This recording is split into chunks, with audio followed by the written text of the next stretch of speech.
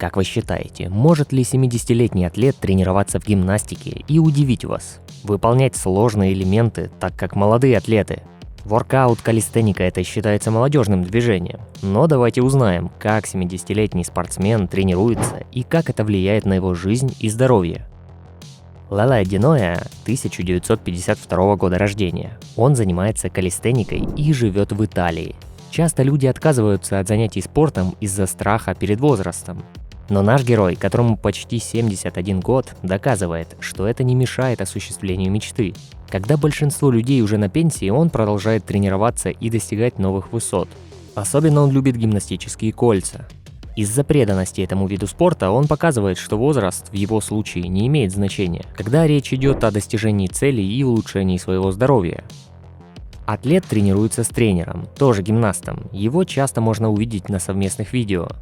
В 70 лет он может выполнить более 20 подтягиваний, более 30 отжиманий, спичак на руках, силовой выход, лазанье по канату с утяжелителями и без, поднимая ноги в уголок, передний вис, подтягивания на одной руке, выходы на кольцах и другие элементы. И достаточно долго и уверенно стоит на руках. Поддержание физической формы в любом возрасте очень важно для здоровья и ясного ума. Но, разумеется, возраст может ставить свои ограничения на все виды физической активности. Однако тренировки в калистенике могут быть отличным ответом на запрос людей на физическую активность в пожилом возрасте, поскольку это не только поможет поддерживать тело в форме, но и улучшит работу различных систем организма, координацию. И давайте рассмотрим некоторые преимущества тренировок на турниках в пожилом возрасте. Тут нет сверхнагрузок, как, например, в тренажерном зале, если мы поднимаем веса, повышение давления, сердца и так далее. Одним из самых больших преимуществ калистеники является укрепление мышц. Во время выполнения упражнения подтягиваний и отжиманий мышцы работают в полном объеме. Это улучшает мышечный тонус, помогает поддерживать силу и подвижность суставов. Второе – это улучшение работы сердечно-сосудистой системы. Тренировка в калистенике также может улучшить работу сердечно-сосудистой во время выполнения силовых упражнений. Пульс плавно увеличивается и помогает укрепить сердце и развить выносливость. Третье преимущество занятий – улучшение координации и подвижности. Тренировки в калистенике требуют от человека определенного уровня координации, подвижности, например, в балансах на руках. Выполнение упражнений может помочь улучшить эти важные навыки, что положительно повлияет на повседневную жизнь человека в таком возрасте. Четвертое преимущество тренировок – это уменьшение риска травм в бытовой жизни. Тренировка может помочь уменьшить риск травм во время выполнения таких упражнений на турниках. Человек развивает мышечный корсет, который поддерживает тело и помогает избегать травм во время просто повседневной активности, когда мы поднимаем что-то тяжелое, либо же работаем по дому. Ну и пятая причина попробовать такие тренировки – это банальное улучшение настроения и ментального здоровья.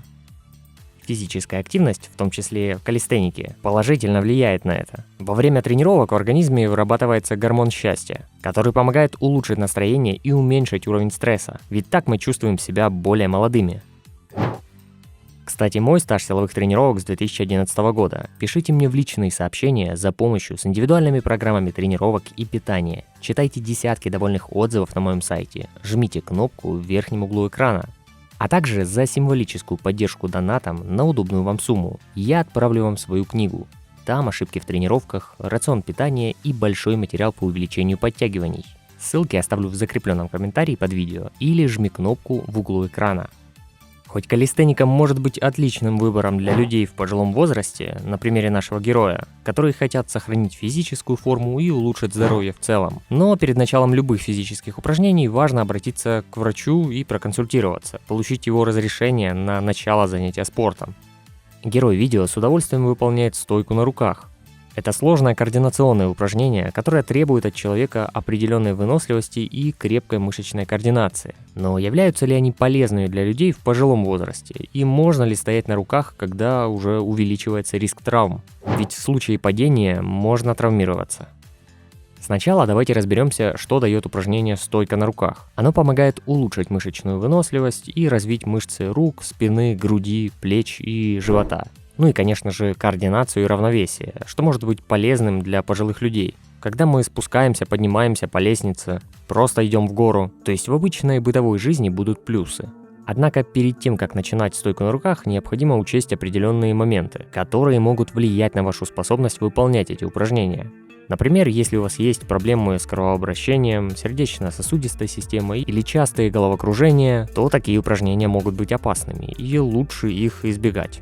Кроме того, с возрастом ухудшается гибкость мышц, суставы уже не такие крепкие и может затруднить выполнение стойки на руках. Но если у вас нет никаких противопоказаний и вы уверены в своих способностях, хорошо стоите у стены, то стойка на руках для вас безопасна и полезна.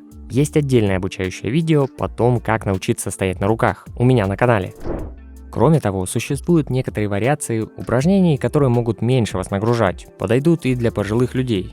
Это стойка у стены, L-образные отжимания. Эти вариации помогут уменьшить риск травм и повреждений, подготовят к полноценному выполнению стойки на руках, но при этом все еще позволят вам улучшить мышечную силу и выносливость. Стойка на руках может быть полезным для людей в любом возрасте, если они выполняются с учетом физической подготовки и состояния здоровья. Воркаут на гимнастических кольцах требует от человека силы, гибкости и равновесия. Но могут ли люди в пожилом возрасте заниматься этим, даже если раньше не было опыта гимнастики? Ответ на этот вопрос положительный. Гимнастические кольца могут стать отличным выбором для физической активности в пожилом возрасте. Возможно, вы когда-то раньше занимались гимнастикой или хотите попробовать что-то новое. Но если вы молодой, то чего вы ждете? Вперед! Конечно, есть некоторые риски, связанные с любым видом спорта, особенно если человек уже имеет определенные проблемы со здоровьем. Но при правильной технике выполнения на гимнастических кольцах можно избежать большинства проблем.